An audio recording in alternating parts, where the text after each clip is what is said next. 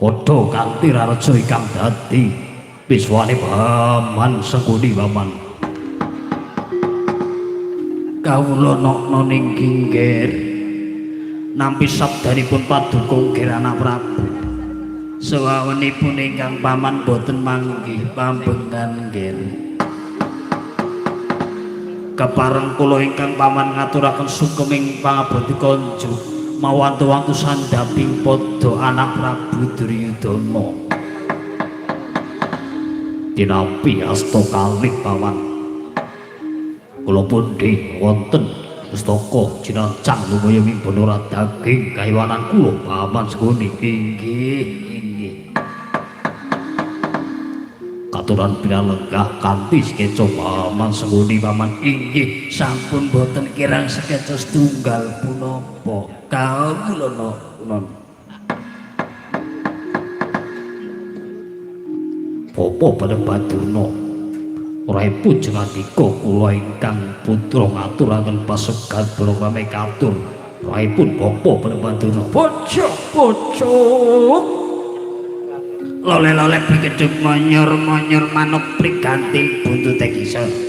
Andeng-andeng tumpang pipi barang kula pandeng saya dangu saya marahati.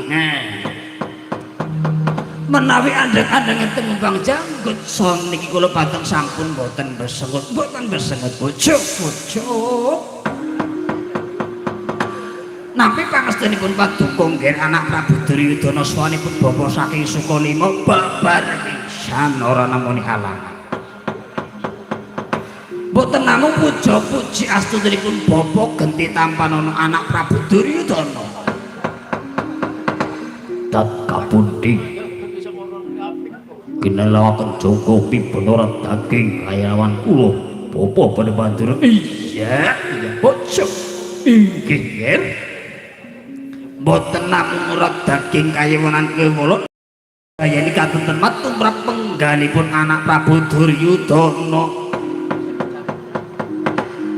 Monggo katuran pinalenggah kanthi sekeca Bapa Padabadurna. Inggih sampun boten kirang sekeca setunggal punapa bocok-bocok. Kartomarma kula sabda pandika Kakang Prabu Duryudana lungguh sing penak sawetara lungguh sing penak prayoga kang dadi linggamu adiku Kartomarma. Inggih sawanci-wanci wonten dawuh kula ingkang rayi tansah kula kejangga kula tansah nyilih karna Kakang Prabu Duryudana. Ya adiku alon-alon dinariri wong kersa ora bakal sandi ning limpahane dadi Kartomarma. Inggih ngestakaken dawuh kawula nuwun. Lir sapadaning suntumiling mangu lati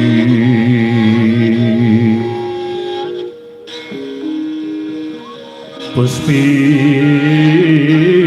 endametem kang warni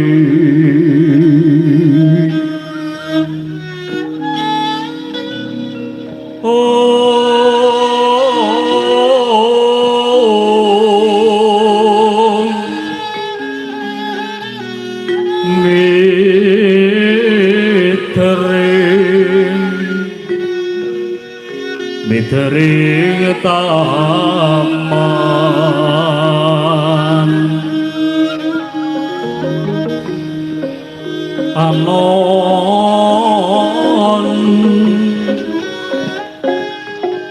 anon sekar warasiki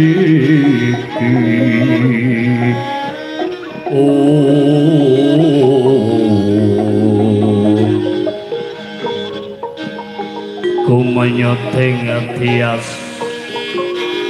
kumanyoteng tias boyoto jatuh